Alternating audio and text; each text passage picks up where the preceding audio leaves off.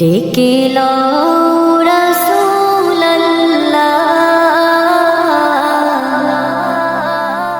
রওজা পাকের কিনারে, আমি কেঁদে কেঁদে হই গো সারা, ধন্য করো দিদারে।